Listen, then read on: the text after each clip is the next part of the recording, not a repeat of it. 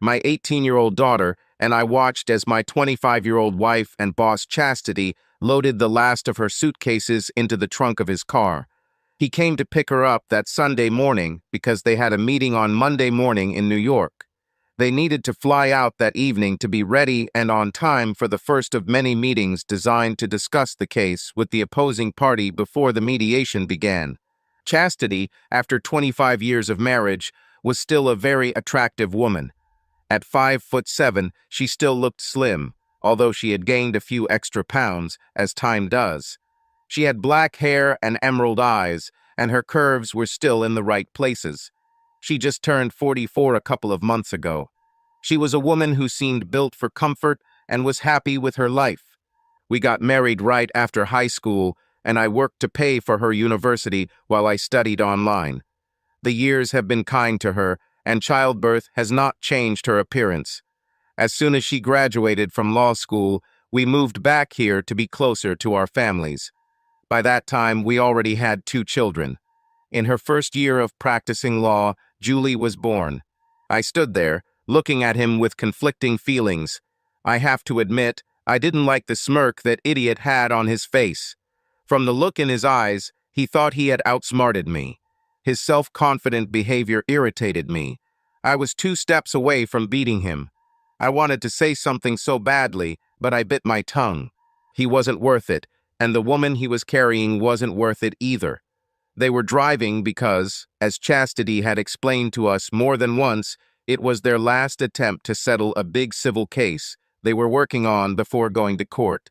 She was so focused on her plans that she didn't notice from my words that I knew something else was planned. The problem for me with them was that I knew it because a little bird told me, and that wasn't the only reason they went. That little bird I've never met. This came to me through a phone call where I was working. Her name was Louise, and she claimed to be Michael's wife. She wanted to warn me about what their plans were and why. They were on a connecting flight to St. Louis in an hour, and then to New York that evening. Their first meeting with the opposition was scheduled for 9 o'clock tomorrow morning. We offered to take my wife to the airport to see her off, but she made it clear that this was not necessary as her boss Michael had left his car at the airport while he was away.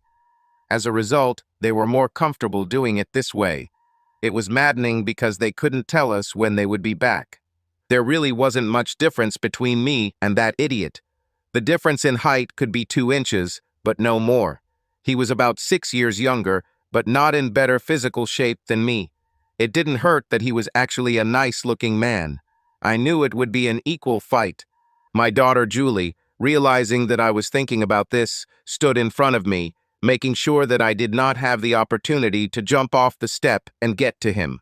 My daughter did the smart thing if I moved, so did she, trying to keep me behind her. She did it to protect me from becoming a complete jerk.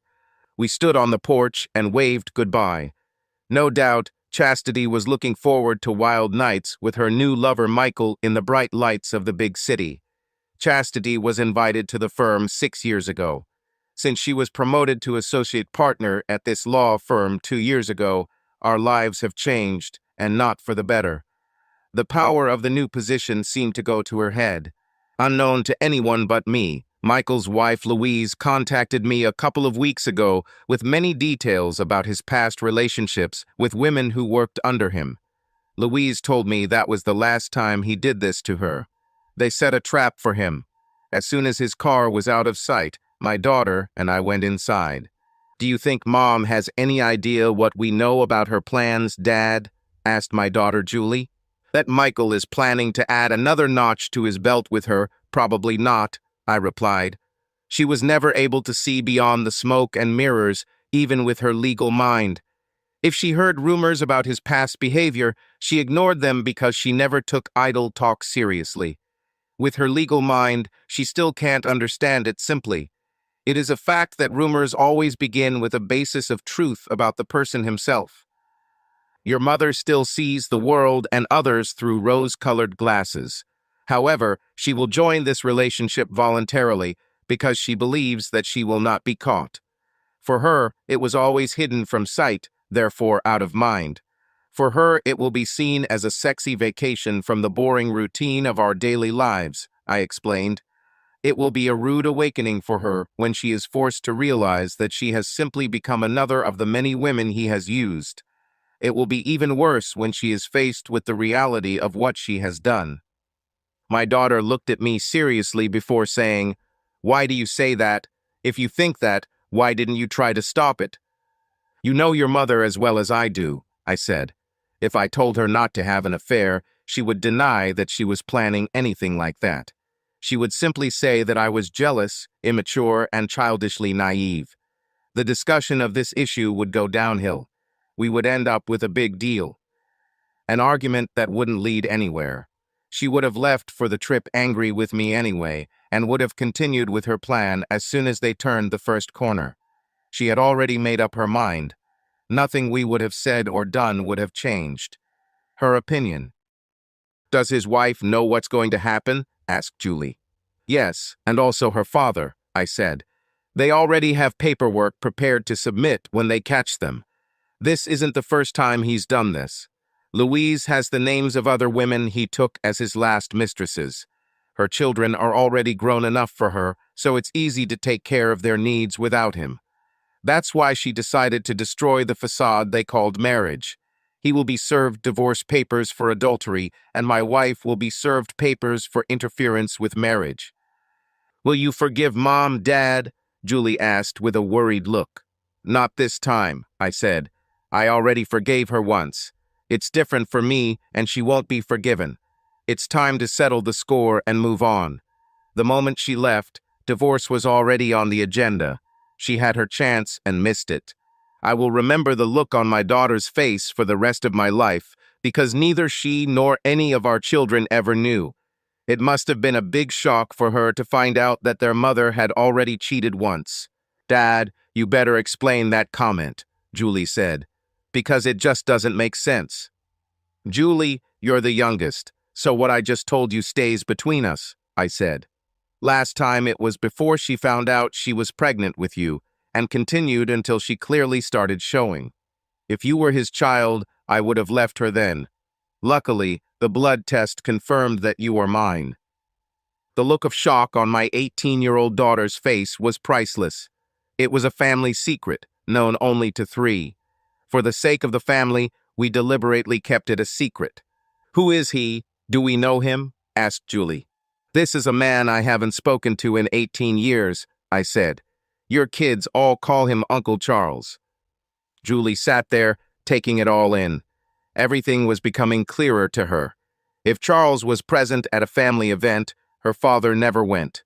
Her mother always drove them, but she deliberately tried to avoid Charles. Over the years, her grandparents celebrated Christmas twice. Christmas Eve with her family, Christmas with him. Now she understood why her father had never communicated or associated with her uncle. "Hey, Julie," I said sarcastically, "maybe you should text your uncle and let him know that Chastity will be back at the market soon, and let him know what hotel they're staying at this week. With his past experiences with your mom, he might see this as a chance to reconnect for old time's sake." With these words, I went to the kitchen and started making coffee. With the Southeastern Missouri newspaper in front of me, I began scanning the classified pages for a place to rent while I looked for something to buy. I knew that until Julie graduated from university, Chastity would be allowed to stay in the house. I needed to move before Chastity came back. Judge Donald McDonald always put the needs of children first in all of his decisions. In many cases, this resulted in parents being dissatisfied. Not appearing in his court when ordered was tantamount to signing his own death warrant. I knew the results of many of his decisions, so I planned accordingly. I heard Julie's phone ring. I knew she had answered and was talking quietly to someone. I could hear her voice, but since she spoke very quietly, I could not make out the words. They had to talk for quite some time because I had made several calls and was getting ready to inspect several rental units. "Dad, Uncle Charles admitted the scam and asked how I knew about it," Julie said as she walked into the kitchen. "I told him what was going on in our lives at the moment. He fell silent for a few minutes before saying that your dad doesn't deserve to have this happen to him. He said if you're willing to listen to his side, he'll be waiting for you. After 18 years, I have to admit, reflecting on that time, that maybe it's time to hear my older brother's side. Chastity's behavior made me look at that time from a different angle. I saw their behavior then as a complete betrayal, but I stayed in the marriage for the sake of the children. I was old school. I didn't want my children to grow up in a divided home. I opened the liquor cabinet and pulled out a 40-ounce bottle of Jack before saying, "Julie, I need you to take me somewhere and get the car back home. If either of us is sober by then, when this bottle runs out, I'll be home. If not, then when I wake up." He was waiting for me at our old favorite spot, a little fishing spot at the back of our father's property. At first, we just passed the bottle to each other before he told me his side of the story.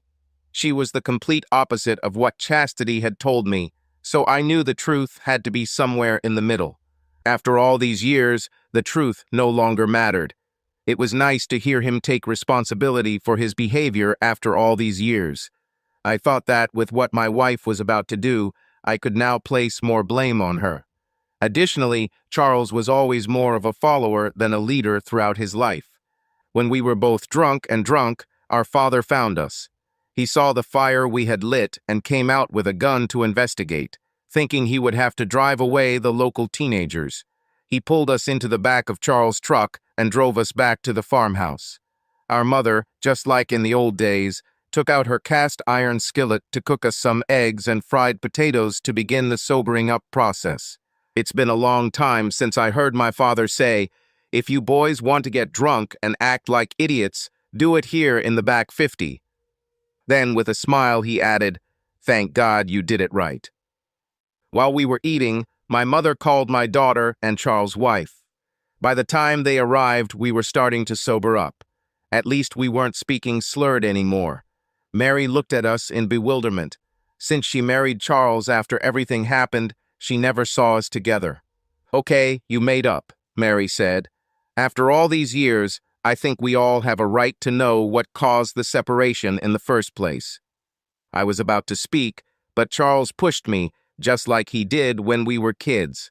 It was always his signal for me to shut up while he was trying to get us out of trouble with our parents. He was always better than me at coming up with stories that people would buy. I expected to hear another one, but I was wrong. "Chastity and I," Charles began. "We had an affair while she was pregnant with Julie. It was my fault. I was still immature and stupid. My younger brother, who is more mature, caught us. He told me then that I was dead to him in his eyes, and before today it was like that." My father, finally hearing the reason why Charles and I ended our relationship the first time, said, "Damn, if I were Clint, I would kill you." "What caused you to burst the dam?" Mom asked. "Chastity flew to New York with her boss," I replied. According to the hotel they were staying at, they only booked one room for the entire stay. Louise, Michael's wife, and her father have private investigators on them. I will be provided with copies of their claims, videos of them being served with claims, and any other evidence they find. I realized as I said this that Julie had learned that her mother and Michael had been planning this all for a long time. This was hard for Julie to realize because now it seemed to her that her mother was looking forward to it. Now Julie understood why I behaved the way I did. "I should have let you go after that bastard, Dad," my daughter said, looking me straight in the eyes. No one knew what to say, so I added, "Since Chastity will be allowed to keep the house while Julie lives there and goes to university, I need to find a place to live before she comes back." "Dad, I'm not going to live with Mom," Julie said. "Where you go, I will go. We will do it together." Julie was like me. When she said something, she meant it, no matter the cost. "Julie, come with me for a minute," Mom said, and they went upstairs. My parents' house was a huge 2-story farmhouse. By the time they returned, the two had decided that Julie and I would move in with them for the time being. All we needed to take with us was our clothes. My daughter told me off on the way home. She said, "You need to stop defending my mom or any of us, Dad. We're all adults now." She went to New York knowing full well what she was going to do with Michael, believing that she wouldn't get caught. To me, that shows what she really thinks about the two of us. After we got home Monday night, we began slowly moving the items we wanted to pick up. Each of us took our favorite TVS. I took my rocking chair. She grabbed her makeup table and mirror. Chastity called throughout the week to keep us informed of what was happening. There was progress, but it was slow. Louise called because she decided that we should finally meet. We agreed to do this Thursday night at Logan's Roadhouse around 8. I came in work clothes, without a tie. She was there, dressed in a dress and skirt. I recognized her by the white scarf she was wearing and went over to introduce myself. She was pleasant to look at. It was obvious that she was several years younger and healthy as a horse. She had long blonde hair, soft blue eyes, and a slender figure that commanded attention. Her curves were an open invitation to most men to look inside and get to know each other. She was naturally strikingly beautiful. What impressed me most about her figure was that she dressed conservatively. Michael has truly proven himself to be a fool in my opinion. Having such a treasure at home and going after my wife, who was at least 5 years older, just didn't make sense in my eyes. Why would anyone go for comfort food when they have prime meat right in front of them? I found out that she is indeed 10 years younger than me. Her 2 young daughters were 8 and 10 years old. I explained that I have 3 children, 2 boys and 1 girl, ranging in age from 23 to 18, but only one still lives at home. She was a kindergarten teacher. Now it became clear why she dressed like that. I worked as a human resources manager at a nursing home in the city. I kept thinking that my teachers in elementary school were never this hot. It was Louise who informed me that they would still be in New York for the weekend because they had finished about 70% of the work on settling the details. After that, they will have to translate everything into legal language and sign an agreement before they can leave. They will be served late on Sunday evening and early Monday morning when they are awakened from a sound sleep. The hotel security service, having received management approval, will allow private detectives into the lover's room. She asked me how I dealt with it. I said much better than last time. We all ended up talking about it. I noted that the main difference between the two was that this time it was intentional. Last time everything was so black and white. She asked if I knew who was first. I told her it was my older brother over 18 years ago, before my youngest child was born. Until this week, we hadn't spoken to each other in 18 years. We made peace last Sunday after I told my daughter Julie about it. I said, "She made us work the way we did when we were young. I had the worst hangover I've had in years." Louise laughed and I said, "It makes it even worse that our father caught us like he did when we were prepubescent teenagers and dragged our asses home like we were still wet behind the ears." Louise thought it was funny, but said it must be nice to be around her parents. I told her that my youngest daughter and I would be moving in with my parents until I found a new home for us. I took my tools, sporting weapons and clothes, and left the rest. I will keep Chastity's cell phone number active until Sunday evening and then block my wife's number forever. Before leaving for the night, Louise and I danced a few times in a nearby bar. I went home in good spirits, all things considered, and was questioned by my daughter Julie. Miss knew everything, should have known everything.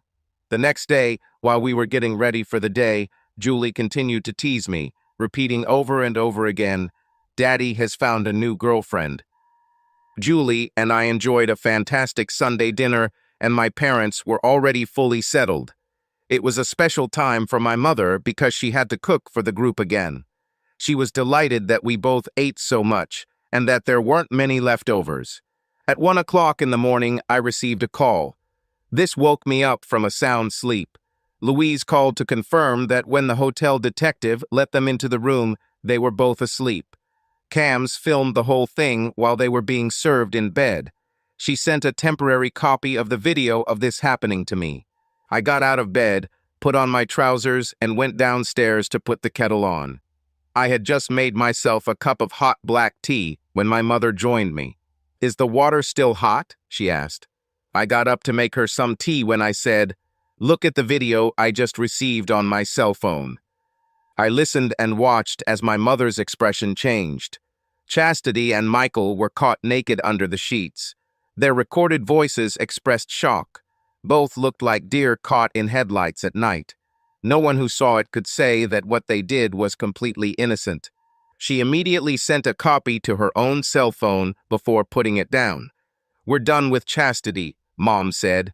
I love the complete shock on her face when she was served with the civil suit. "Julie and I blocked her phone number tonight," I said, "because I was warned that they would be served with lawsuits tonight." Mom took her and Dad's cell phones so I could show her how to do it while doing it. It's been a long time since my mom and I shared tea in the middle of the night. It brought back a lot of sweet memories for both of us. I walked in and told the receptionist to block all incoming calls from my wife because I didn't want to talk to her. Around 11, she came and said, "Listen, she calls here every 20 minutes. How can we stop this?" "What's your mobile number?" I asked. She gave it to me. I said, "I'm texting you a video clip. Next time she asks to talk to me, ask for her cell number. If she gives it, send her a copy and let her know by text that Julie and I received it last night." That was the last time I saw her for the rest of the day. As soon as she left for the rest of the day, she said, "I did what you asked." Once she got it, there were no more calls. It intrigued me, so I looked it up. "If your daughter or you need anything, just call, okay?" I nodded my head affirmatively. "Thanks, boss," she said. I deleted it and didn't tell anyone. While my mom was preparing dinner before Julie went to help her, I told my daughter about what happened at work. "I got a text message from a number I don't recognize," Julie said. "It was from my mom asking me to call her. It didn't take long to realize it was probably Michael's number." "I think your brothers will call us around 8 o'clock this evening," I said. "Your mother will call them. They were probably already at the house and found us gone." "If they do, they'll be shocked," Julie said. "I left a short note for Mom saying that apparently you will be forcing your lover Michael to move out since his wife kicked him out." I thought it was funny because I knew Chastity would never tell our sons anything that would make her admit to what she did. "Dad, let's have some fun and turn off our cell phones," Julie said. "So my brothers will have to contact Mom to find out what's going on." That's what we did. For my daughter and I, it was a peaceful night. For others, it was not. We found out later that my sons actually came to our former home. As soon as they walked through the front door, they discovered that my favorite chair was missing. This resulted in the entire house being searched. It quickly became clear that Julie and I had moved out. It was only when they entered the kitchen that they found their sister's note. When they called Julie and me, their call automatically went to our voicemail. This made them even more angry. They were confronted by their mother on her cell phone, who claimed she didn't understand what the note meant. She also told them that she didn't understand why we moved out. They called all over the city looking for us, but to no avail. Finally, in desperation, they called their Uncle Charles, who told them that after what their mother did the second time, perhaps his brother did not want to be found. So Jason and Justin told their uncle about the note and what it said. "All I can say for sure is that Michael is your mom's boss, and they've been sharing a hotel room in New York for over a week," Charles said. "You're old enough to draw your own conclusions from this." The boys were so shocked by this that they forgot to ask themselves how and why their Uncle Charles knew it. My sons, in their search for Julie and I, spread the news of the breakup between me and my wife better and faster than gossip could have done. By the end of the next workday, my secretary forwarded a call from my oldest son, Jake. After the greetings, he got down to business. "What's going on, Dad?" he asked. "Where do you and Julie live now?" "Nothing much, considering that we mostly know that in our world, what was wrong is now right, and what was right is now wrong," I replied. "Dad, let's not get into religion," he said. "Just tell me the facts." "Check your text messages for what I just sent," I said. "This will answer your question. Send this to Jason, and if you want to talk, come see my father after dinner." With that, I hung up, texted the video, and sent one to Julie to let her know what I did. Less than 10 minutes later, Jake texted back, "Damn, I'll be at Grandpa's at 8. My parents left my kids and me alone, so we could have a serious conversation about our current marital status. Julie and I listened to what they thought I should do next. The boys did not see their mother's actions as a serious problem and believed that I should get over it. We all make mistakes, Dad. Look how many times you forgave us when we were growing up." This angered their little sister. "You may be my brothers, but you're both fucking idiots," Julie said angrily. "It wasn't a damn accident. Mom and Michael planned everything. The hotel room was reserved for Mr. and Mrs. Michael Truscott a week before they left." As I listened to her, watching my sons' faces, it was a look I will never forget. "We watched Mom leave our house that Sunday afternoon. She left knowing she was going to cheat," Julie continued. "She made him pick her up and seemed worried about what she was getting into. Dad offered to take her to the airport. But no, she wanted to rub it in our faces by leaving with him. We were probably what they were laughing at on the way to New York. She didn't know that we knew, and didn't realize that we were seeing through their farce." Julie asked me why I didn't stop her, and I told her she would have lied and denied it. I continued, "Your mother's actions made it clear that she was leaving the marriage. This was not an accident. It was all planned and intentional. Dad and I knew about 2 weeks before she left," Julie said. "Michael's wife warned us. That's why we had video within an hour of them being served with the lawsuits. Boys, you have to understand that your mother didn't just do this to me," I said. "She did it to all of us. I'm going to the doctor tomorrow to get tested for STDs." All my children looked at me with their amazed eyes. "I'm doing this because I can't be sure that she didn't have other lovers on the side," I continued. "This may be the first time she's been caught. She's been on business trips quite often over the past few years. Her behavior makes me wonder if these trips were of this nature." "Dad, you can't be serious," Jason said. "There is no chance that my mother had other lovers." "Based on what we have learned, can we all say that we will get the truth to these questions from your mother?" I answered. "The truth doesn't matter, the facts do. If I don't have an STD, then we know that what you believe can be true." When there was no response from my 3 children, I said, "It's time for me to go get a cup of coffee." My parents were in the kitchen. They heard the entire conversation. "Clint, you're approaching this right," my father said. "I wouldn't have thought about the possibility of others. Being an attorney at a firm that partly sues the medical industry and pharmaceutical companies, it does raise the possibility that she slept with others. She was always flying off somewhere because there have always been meditations before the court. Even if she had separate numbers on these trips," I continued, "all it takes is a call from one number to another. Since in our society one truth can be another's lie, I cannot afford to trust everything that she's been saying these last years." At that moment, my mobile phone rang. It was Louise, so I said I should take this call in private. So I went out onto the outside veranda. "Hi, Louise. Good to hear from you," I said. "What's happened?" "I talked to Michael. It didn't go well. He doesn't understand why I'm filing for divorce," she said. "He thinks I should forgive him and move on with my life as before. I told him that my daughters are old enough now and I don't need him in their lives. That's when he realized that I no longer have love for him. He killed her through his false ways. Chastity, he says, is in a bad place now that she's not working. She's trying to figure out how they could have done all this. Looks like they'll be back home Thursday afternoon because an agreement has been reached." "Julie, my daughter, and I blocked her number," I explained.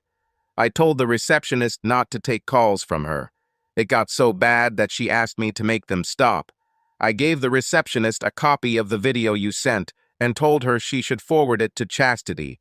That stopped the calls. My wife now knows that we all know what happened. It must be hard for her to realize that she can no longer control the situation. I told Michael that his personal belongings would be kept in the garage until he got them," Louise said. "Then I told him that I had already changed the locks on our house. I just wanted to see how you dealt with it. I just finished a long conversation with my 3 children, explaining that this may not have been her only scam, and that's why I'm going to get checked out, I said. When they asked why I thought it was necessary, I said, "Do you think your mother would honestly admit that she had others? I guess I'm just taking it one day at a time." Julie and I moved out. We talked a little more before wishing each other good night. When I returned to the house, they were all in the kitchen. All 5 of them looked at me as if they were waiting for me to say something. "I'm taking the day off tomorrow," I said. "I have an appointment with a lawyer at 9 in the morning. Since the 2 lovers may be returning home on Thursday, I would like them to be served with their lawsuits when they get off the plane." I think that's when my sons finally realized the gravity of the situation because they started to have tears in their eyes. Then my father said, "Jake and Jason, Michael wasn't the first man your mother was caught with by your father, but he will be the last. He's a more manly man than me because I would have killed the first son of a bitch." "That's nonsense," Jason said. "Mom said she had never cheated before, and until we said we had the video, she denied that she was having an affair." "You are idiots," my mother said. "Why do you think your father never spoke to your Uncle Charles until this week? They finally made up about it on Sunday night." The boys were amazed and looked at their sister. "Uncle Charles admitted it," she said. "He said our dad didn't deserve it, but he did. When I told Dad that Uncle Charles and Dad made up." The emotions were raw for everyone involved. I got up and put the kettle on. All 3 of my children experienced the consequences of their mother's behavior in their own way. As their father, all I could do was be there for them. I knew it would change their lives in the future, even though they might never see it. How they deal with this will forever determine what kind of people they become. The boys decided that they would rather go home and prepare for the workday tomorrow. By the time they left, the kettle was boiling. I prepared a cup of hot tea for myself and my mother. Since it was almost 11, Julie climbed into bed. This left me and my parents a chance to talk. "They'll be watching you," Mom said. "How you handle it will give them guidance." "I know, Mom," I said. "So I'm going to try to stay calm," I continued. "To do that, I need to leave it to the lawyers. I can't go back in time and change what happened. Other than killing her, the rest is really out of my hands." "For some, this would be the final decision," my father admitted honestly. "You're right, but in my opinion, chastity isn't worth going to jail for," I said. "So does Charles." My father looked at me with pride in his eyes and said, "You are a better man, son. Your mother and I should have raised you right." The lawyer I contacted listened intently as I recounted the events that led me to her office. It was interesting for me to watch her take notes. When I mentioned the name of the company where my wife worked, her eyes lit up. "Mr. Clint Walker, did you know that I once worked for them?" she asked. "They have a code of ethics that is written down in the HR manual, which I still have a copy of." I think she saw my interest because she added, "We might sue the firm in addition to both of them. We might not get much more than legal fees, given the way state judges look at things at present, but it will create serious problems for both." "Brenda Ferguson, let's do this," I said. "As far as I know, they are returning from New York and will be here on the first incoming flight from St. Louis on Thursday afternoon." After I left a deposit for her services, she said, "I'm looking forward to it. When they fired me, they said I had no desire to follow through. They'll soon find out how wrong they were." I left her office thinking that David was going toe-to-toe with Goliath. The company where my wife worked was the largest in the area and had 4 divisions. Our family doctor was shocked to learn why I wanted to be tested for all sexually transmitted infections. He was our doctor all the years while our children were growing up. He would never have expected this, but he figured it was better to be safe. What I didn't know was that my oldest son, Jake, called his mother after leaving his grandparents' house to let her know what was going on. When he told his mother that I was taking tests to make sure I was clean, she asked why. He told her directly that between Uncle Charles and Michael Truscott, No one in the family could say for sure that there were no other lovers when she was not at home.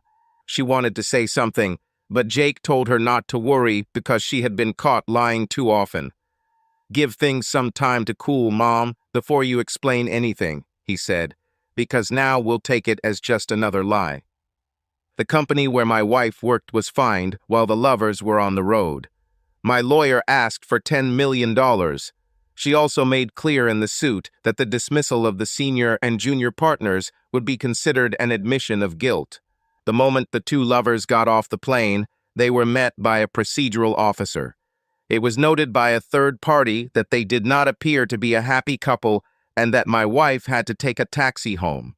The doctor called me for an appointment for a shot, and it turned out I had a mild STD. Because it had to be reported to county health authorities, Chastity was called in and forced to reveal all of her sexual partners. My lawsuit was made public on the 6 p.m. news. Chastity and Michael's behavior became public knowledge. Brenda Ferguson began to act quite effectively, it seemed to me. Julie called me in response to my text message while she was moving from class to class, and I gave her the news of what the doctor had said. She called her brothers and told them that their mother must have had more lovers, explaining why. I sat with my parents and my daughter while they ate. I declined because I had a dinner date. My always curious daughter asked if she was with the same person as last week. When I answered yes, she smiled and winked. As I was leaving, she sent me a text message. It said, "Daddy has a girlfriend." I was pleased that despite everything going on, she could still find humor in it. Louise Truscott smiled when she saw me as I walked into Red Lobster's. This time I dressed informally, as did she. "You don't do small things," Louise said with a laugh. "My dad says you're a rock star, and he loves it. If that doesn't take Michael down a notch, nothing will." The lawyer I hired used to work for them and is using me to get back at them, with my permission, I said. "She's got a cop, HR management, that allows us to sue them for not following their policies." "I'd like to be a fly on the wall in their office tomorrow," Louise said. "It won't be a good day for them." The waitress then showed us to our table. We both ordered alcoholic drinks, after which Louise handed me an envelope. "Inside is a certified statement from 5 of Michael's subordinates," she said. "They were all employees at the time. Their statements make it clear that they were forced to satisfy his sexual needs." "Oh, my case in court just got stronger," I said. To be honest, when she suggested this course of action, she thought that because of the way judges look these days, we'd be happy if we won enough to pay her legal fees. I think it will go a long way toward establishing a long-term pattern of behavior. We both went through divorces and began to develop a friendship. I even began to enjoy the time we spent together. It was almost midnight when I returned to my parents. I sat in the kitchen, waiting for the kettle to boil so I could make myself a cup of tea before bed. It gave me time to reflect on everything that had happened since Chastity left on her trip. I was pouring hot water into a cup when my daughter said, "Daddy, make some for me too, please." I looked at my daughter and realized she was crying, so I replied, "It's okay to cry. It's part of healing. I'm surprised you lasted this long." She threw herself into my arms and burst into tears. I just held her until she calmed down. By the time we drank our tea, she had calmed down. She asked me how my dinner with Louise was. I said that honestly, we were just getting to know each other better, but it looked like it would turn out to be a good friendship. Julie asked a few questions about her, and I answered them to the best of my ability. I took the statements to my lawyer at lunchtime on Friday. When she called me later that day, she said she was busy getting certified statements about another senior partner at the firm and asked if she could take it on as a class action for all the women in this case. This meant resubmitting and asking for a significantly larger amount. I told her to continue.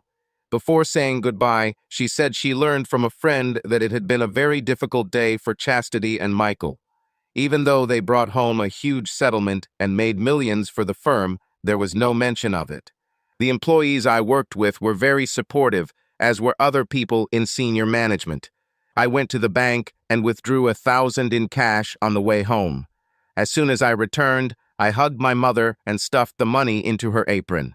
Yes, she noticed this and looked at me with a look that only a mother can give to her son. Just consider it a donation to help cover your extra expenses while we live here. Okay, I said. Anywhere else, it would have cost me a lot more. She was about to say something, so I looked at her so that she spoke. Only this time, it won't happen again. Understood? I nodded, grateful that she let me get away with it. Chastity returned home to an empty house, having survived a day where she was treated like a disease. Both Michael and she were effectively unwanted guests. Her husband and his lawyer were suing the whole damn firm. She couldn't understand how her husband, Clint, had managed to find a disgruntled ex-employee who would never have made a partner to represent him. It was not the fact of the lawsuit itself that was important. What was important was that Clint used someone who knew all the tricks they would try to minimize the claim before moving forward. This put the firm at a disadvantage from the very beginning. Finally, having made herself a rye cocktail, she sat down and read the divorce petition to the end. She then realized that both her husband and daughter knew about their plans when they saw them leave. They even knew that they were registered as a couple. Clint now had to see that this turned out to be the end of their marriage. She, not seeing this, sent a message to her husband and daughter, which was now quite clear, even if it wasn't true. Now there is no way to undo the damage she has caused. Her best defense would be to stall until Clint calmed down. Maybe then they could talk. Jake was right. Everything she did now seemed like a lie because of how everyone saw what she did. None of this was definitely worth what she was forcing everyone to face. She walked out the front door to get the mail, thinking it couldn't get any worse. While going through it to sort through the junk, she found an envelope addressed to her from the county health department. After opening the letter, she found out that I had contracted an STD. Chastity was asked to come in for a checkup. Chastity sat down and started crying. This was becoming a real nightmare for her. There have been several chance encounters on business trips in recent years. Clint would tell their children the results. Her family will now think that she is just a slut. Michael Truscott sat behind the counter in a darkened bar on the cheap side of town, drowning his sorrows as he tried to understand why his wife Louise had filed for divorce. She forgave him for all the other times, which is what made this time so special. He really wasn't paying attention to what was happening around him, so he didn't notice the man who sat down on the stool next to him. Loud voices came from the other end of the hall, attracting everyone's attention. This quickly escalated into a fight. Michael turned to look, just like everyone else, and was hit, not once, but 3 times very hard in the face. A voice from somewhere said, "I'm a friend of Chastity's husband, Clint. Every time I see you, I will do it again. What gave you the right to destroy the life of a good man?" The only thing he could see through the blood and pain was that it was one huge African American.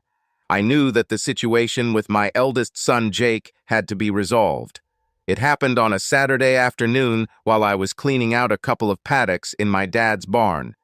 Jake was very stubborn, and once he made up his mind about something, no one could change his mind. He visited his mother in the morning. Chastity took it badly and spent a couple of hours crying on his shoulder. He decided that it would be best for everyone if I took her back, and we all continued to live as if nothing had happened. I knew there was no point in arguing with him, so I let him talk until he let it all out. "Jake, if you were married," I said, "and found out that your wife was sleeping with others, would you take the advice you gave me?" He fell silent, so I added, "You come here and tell me that I've had enough of marrying a slut. I should shut up and enjoy her presence in my life. This means that in your eyes, I'm just a non-entity that everyone should trample on." His face turned white because he had never seen it like this. I was upset, so I added, "If you don't respect me as a person capable of making my own decisions, don't come here again." I walked away and left him standing with a huge dose of foot-in-mouth syndrome. He was young and stupid. Like me in my youth, he reacted without hesitation. Now he had to face my reaction. "Jake, not fully understanding his behavior, went to talk to his Uncle Charlie. After hearing what happened, he told Jake that it reminded him of how stupid he was when he was his age. "Your mother was after me, Jake," Charlie said. "I fell in love, and it cost me 18 years of separation from my brother. You need to understand that there are always two sides to the story. Both parties express their emotions in everything they say about the situation. Your father is right, your mother did not get the STD from Michael. So whoever it was, she brought it home and shared it with your father. To me, this proves that she saw my brother as nothing," Charlie added. "After everything he did for his family, this was his final reward. You tell him to accept this fact and live with it. It only made your father angrier." "How you fix it is your problem, Jake," Charlie added. "But correct it, because if you don't correct it, you may lose your father forever. Our father always said that giving the person who hurt you one chance, if they do it again, they're done. Your mother took her chance with me. It's sad that by her behavior, she showed that she never learned anything." It was a great day Monday morning at the firm where Chastity and Michael worked, because my lawyer had dropped my lawsuit against the firm. They both returned to good standing. They were praised throughout the day for the outstanding settlements they achieved for their clients and the proceeds they earned. Michael Truscott looked terrible, but managed to cope. He had 2 huge bruises and a cut above his left eyebrow. In one private moment, he walked into Chastity's office to tell her what had happened and what had been said. As a result, Chastity was standing by my car as I left the nursing home that day. She looked tired and exhausted when I came out to her. I had to be very careful about what I did or said. "Call off your dogs," Chastity said. "Michael has enough problems of his own to look around because of your thirst for revenge." "I don't know what you're talking about," I said honestly. "He was beaten," Chastity continued. "The man said that he is your friend, and every time he sees him, he will do it again." I started laughing. I thought this was one of the best news in recent weeks. Having calmed down, I said, "If I knew who it was, believe me, I would buy this man a large bottle of whiskey as a token of gratitude. I think your lover got off easy. If it were me, he would already be dead." And then I received a text message. I looked at it and saw that it was from Louise. She wrote that I should come to her as soon as possible. This is important. As soon as I read this, another message arrived with her address. I replied that I was already on my way. "I've never seen you so cold and cruel," Chastity said. "It shouldn't be like this. Get your damn lawyer and let's get a divorce already." I got into the car, started it, and drove away, leaving it standing there. I'm done with her lies and ideas of morality forever. Louise was standing at the door as I arrived. It was obvious that she was very upset. "What's happened?" I asked as I approached the front door. "Is there something I can help solve the problem with?" "My dad's friend made his cousin beat up Michael," Louise said, "and used your name to send a message." I guess my huge smile said a lot. Relief quickly appeared on her face. "Are you not angry or worried?" she asked, relieved. "Not at all. I just wish I knew where he lives so I can send him a thank you whiskey," I said. Automatically, I hugged her for a moment. Louise didn't resist. Reluctantly, I let her go. I was about to apologize, but she stopped me with a kiss on the cheek. "They are both inside and want to work things out with you," Louise said, taking my hand. We held hands as she led me to the kitchen. I saw her daughters peeking out from one of the bedrooms, so I winked at them with a smile. They answered me the same. Louise's father was a little younger than mine, but I treated him with respect. When I saw the huge African-American man, I smiled. "If you were of age," I said, "I would send you a large bottle of whiskey as a token of gratitude." After that, I extended my hand to him as a sign of friendship, and he accepted it, adding, "Next time you want to do something stupid, ask yourself if it's worth going to jail. My father told me that when I was your age, and it saved me a lot of trouble." With the tension relieved, formal introductions were made, and before long her father said it was time to take the young man home. This left Louise and I with her 2 children. Her 2 daughters came out and introduced themselves. Livia was 10 years old and Lori was 8. I asked them about their favorite restaurant. They said it was an all-you-can-eat pizza place called Zizzy's. I got down on one knee and said, "Would you young ladies allow me to invite you and your mother there for dinner?" Perhaps it was because of my suit without a tie, because they both immediately said yes. I said, "Well, there's one thing I need to do before we can go." "What is this?" the girls asked. "I need to call my mom and let her know I won't be home for dinner." They thought it was funny and laughed until we got there. Louise and I walked into Zizi's as the girls ran ahead. As we sat down, Louise's colleague saw her. As Louise approached for more pizza, a colleague stopped to talk to her. "Are you Mom's boyfriend?" Livia asked. "I'm a guy and I'm her friend," I replied, not knowing where she was going with this. "Did you go on a date?" Livia asked insistently. "I haven't invited her yet," I replied, "but I would have to get permission from someone else before I could do that." "From whom?" asked Lori. "From you and your sister," I said. The girls laughed before the 2 of them exploded. "You can, because Mom already says she likes you." When Louise returned to our table, she found us laughing and talking happily, as if we were old friends. I said I was going to get some more and Lori said she would come with me, so off we went. Lori decided she was ready for dessert, and I put what she wanted on her plate. I thought she would return to the table, but she waited until I had helped myself. Once we got back to their house, I escorted the 3 ladies to the front door.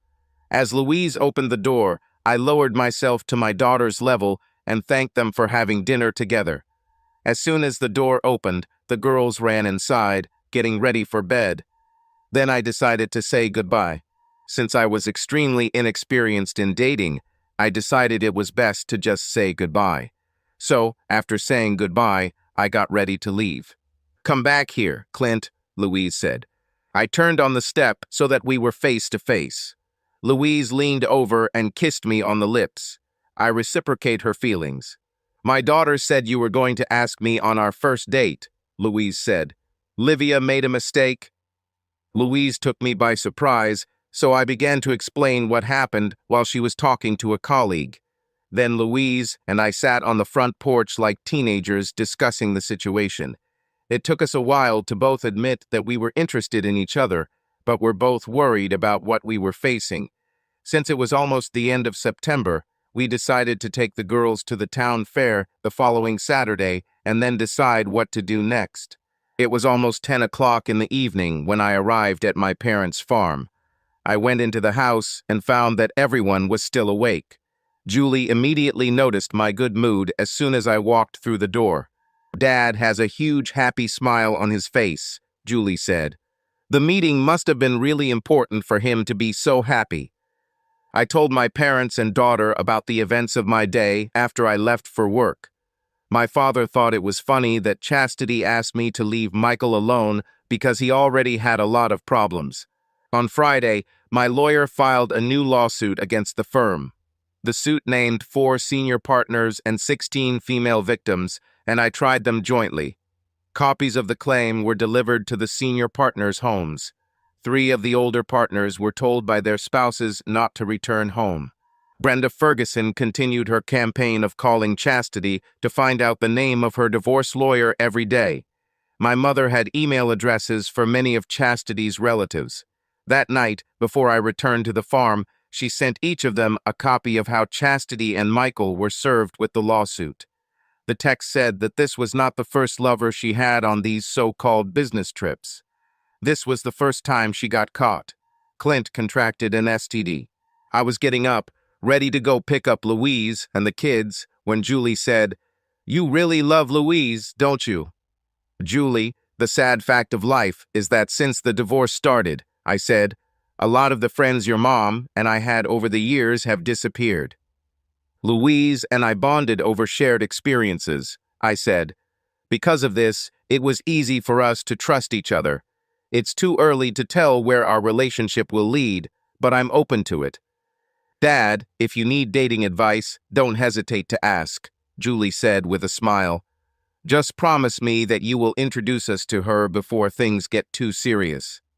It seems that Louise was afraid of heights, so I spent about an hour with her daughters on the Ferris wheel. At their age, it was a favorite pastime. We played by ear and just enjoyed the moment. All four headed to the food area. The children decided that they were hungry. Lori sat on my shoulders because she was tired. We were queuing for food when my brother Charles and his wife found us with their two youngest. The elders were somewhere with their friends. Presentations were made. Mary and Louise hit it off immediately. As soon as I took Lori off my shoulders, we sat down to eat. Four children found company around their age. The adults could only follow them. Considering the cost of fare rides these days, it didn't take long before I spent a couple $100. Mary and Charles decided to have a Sunday family meeting. They invited Louise and her children. Louise said she would love to come, but her daughters would be spending the day with their father for the first time since he left for New York. By 6 o'clock in the evening, the children are very tired. Louise had just bathed her daughters and put them to bed when Michael called her. He won't be able to pick up the children on Sunday. He was in the emergency room receiving medical care. Looks like he was beaten again. Louise told him it couldn't be Chastity's husband because he had spent the whole day at the fair with me and the kids. Michael was unhappy about this. I called my brother to let him know the kids were coming. I left her house around 9 p.m. reluctantly because we had decided that we would start dating. On Sunday, I picked up the new ladies in my life at 2 o'clock in the afternoon and went to my brother's. Julie and her current interest were already there. My mom and dad were also present. Charles's entire army was in place. My two oldest came last. It was a big event for my brother. For the first time in his entire married life, I was in his house. Mary was delighted to introduce Louise and her two daughters to everyone. It didn't take long before they were accepted. What got interesting for me was when my oldest son said we needed to talk. We moved to the edge of Charles's property. "Dad, I was wrong," Jake said. "I succumbed to my mother's manipulations. She set me up when I came to you last week." Uncle Charles and several of my colleagues explained everything to me. "What lesson did you learn?" I asked. "When it comes to family, first of all," Jake said, "the best thing to do is to stay away, because no matter what you do, you're only making things worse. You need to let them figure it out on their own, in their own time, not yours." "You're right, but this is the hardest thing we do because we care so much," I said. "Your mother and I will be able to talk to each other someday, but that day is still far away because of the way she behaved." "Behavior," Jake repeated. "Yes, behavior, because that's the only thing that can't be argued or explained," I continued. "Look at Louise. She stayed in a loveless marriage until she thought she could raise her daughters on her own. She chose to be patient until the time was right for her. Her behavior says more about her character than anything else. Your mother's behavior stunned your sister and me because of the cruelty with which she did it," I said. "No matter what she says with her voice, her behavior makes most of what she says a lie. One of the things our grandfather taught us when we were young," I continued, "is if I'm not worthy of honesty, then you're not worth lying." "Dad, the question must be asked," Jake said sadly. "What else did she lie about?" "That's a question that will never be answered," I said. "There's no point in wasting time looking back, son. All we can do is learn from it and move forward." "I like what I see in Louise, Dad," my eldest said. "But the more I learn about Michael and Mom, the more I think they deserve each other." Julie came up to us and said, "Your conversation is starting to attract attention. Maybe you can leave the rest for later." "We're done, sister," Jake said. "I just needed to apologize to Dad." Jake walked away and Julie asked, "What was that about?" "A bad case of foot-and-mouth disease," I explained. "It's good to see that he had the sense to admit it." Charles and Mary had a wonderful dinner. Mary took many photographs of us together. Everyone liked the way Lori kept an eye on me. When the kids started the water fight, I joined. Of course it ended 4-1, and I was soaking wet before they got tired. I was sitting in the lounge chair, drying off, when Lori climbed into my lap and fell asleep. From the corner of my eye, I noticed Mary and Louise talking about the developing relationship between me and her daughters. My father sat down next to me and said, "This little girl has already chosen you. Be careful. Make sure you don't get into this to get revenge on Michael." I told him about our relationship from the day Louise first called me. He smiled and said, "I should have listened to my thoughts on this. Your mother asked me to have this conversation with you.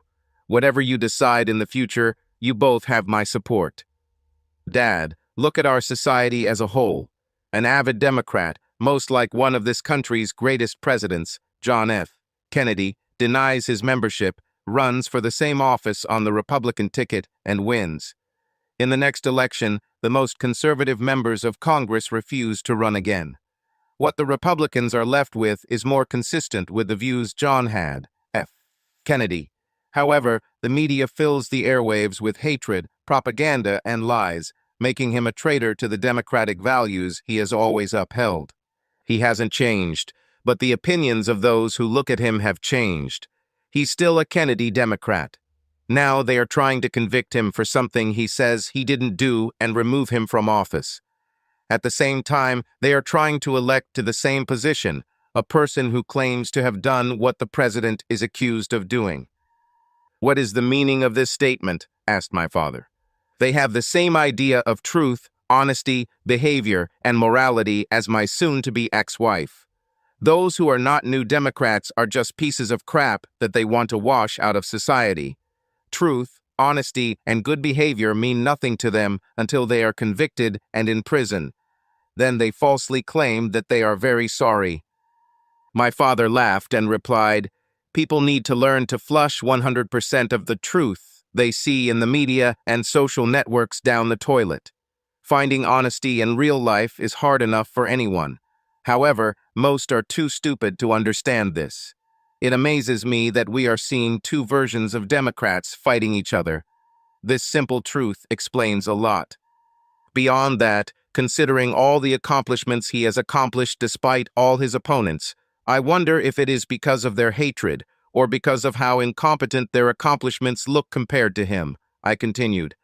"Most of them running for re-election have years of experience achieving nothing but getting re-elected again." "Damn, Clint, that's a strong statement," my dad said. "It just goes to show how effective the media is as a propaganda machine." On Monday, while I was in my office, a detective came to talk to me about the ongoing problem of Michael Truscott. It took me about an hour to explain to him what I knew and the list of women whose spouses had just found out about his affairs with their wives. "Officer, I suggest you go and talk to Brenda Ferguson and ask her for the list," I said. More than 6 weeks have passed since I learned about their relationship. Louise, Michael's wife, called me to tell me what they were planning. It had been at least 4 weeks since they went on a romantic trip. I met his wife for the first time while he was in New York with my wife.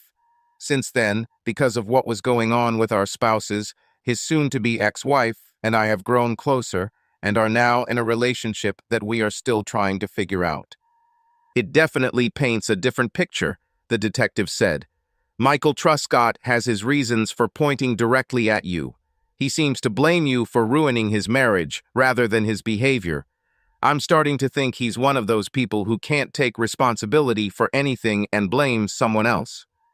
After he left, I called Brenda and told her what had just happened. She expected this to happen. Michael was the type of person who would set others up, and she believed he was behind her dismissal from the firm.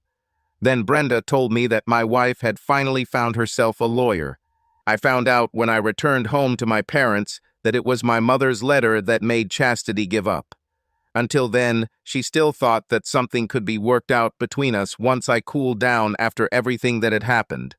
I realized that Chastity must have believed that I sent this letter out of revenge. On Wednesday, Julie and I took Louise and her daughters to dinner at Olive Garden, where we were joined by my sons. During dinner, I revealed that Chastity had finally hired a lawyer to negotiate the terms of her divorce. Both of Louise's daughters seemed excited about Julie for some reason, and Julie was happy about the attention. Overall, Louise and I thought the dinner was a success. 2 months have passed since the last family meeting. On Friday afternoon, I sat next to Brenda Ferguson, waiting to be called before Judge Donald McDonald. My soon-to-be ex-wife and her lawyer, a divorce lawyer from the same firm, were sitting across from me in the hall. We agreed on the division of property. Since there was no mortgage on the house, it was quite simple. Chastity agreed to buy out my share of the house based on the current appraisal and give me half of our joint savings. When we were called before the judge, each of us had to confirm that we agreed with everything. As soon as we did this, the divorce was finalized. Chastity stopped me on the front steps as I was heading into the parking lot and said, "I ruined myself. I finally admitted my behavior to our sons. Julie still refuses to talk to me because she thinks what I did was intentional. I only wish I had seen earlier what kind of message I was sending." "I would accept that explanation from our daughter because of her inexperience in life," I said. "But from an adult, it sounds so self-confident and superficial." Louise's divorce had already been finalized. She got everything she could out of him. Michael was to pay $1,000 a month in child support, $500 each until they were 18, and half the cost of their post-secondary education. The house they owned was to be sold and the profits divided equally. Michael, for some reason, left the company and moved to another city, opening his own company. It seems that his constant encounters with fists when he least expected it got to him. With the received share in the company, he was provided for life. My parents invited Louise and the girls over for dinner. What we didn't know was that my parents also invited her parents. Given the developing relationship between Louise and I, they decided it was time to start getting to know her family in case something serious developed between us. Brenda Ferguson negotiated with the insurance company that was responsible for the firm's liability insurance. It looks like the case will be resolved out of court. After paying her 30% share, we will all receive more than $750,000.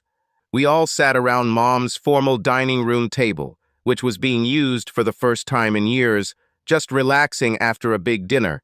When I stood up, I pushed back my chair and got down on one knee.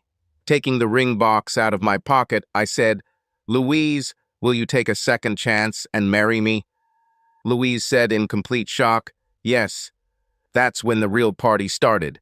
Mom had to call Charles and Mary and my 2 sons about the good news. They arrived within half an hour. Amidst all the excitement, I noticed Lori was crying, so I walked over to her as she sat on the floor and sat down next to her. She immediately climbed onto my lap. "What happened, baby?" I asked quietly.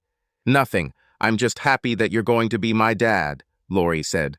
I looked at Louise, who had tears in her eyes. I think she could see them in my eyes, too. I stood up, holding Lori, and walked over to her mother. Everyone understood that this was an important moment of rapprochement. Livia came and stood next to us. "Dad," Livia said, "when Mom and you get married, will we also take your last name?" "As soon as the court allows," was my answer. "Livia and Lori," my father said, "from now on, you can call us grandparents, okay?" My only thought was how much time my new daughters would spend with my parents. Both enjoyed the prospect of spending time on the farm. My father will teach them how to ride horses in no time.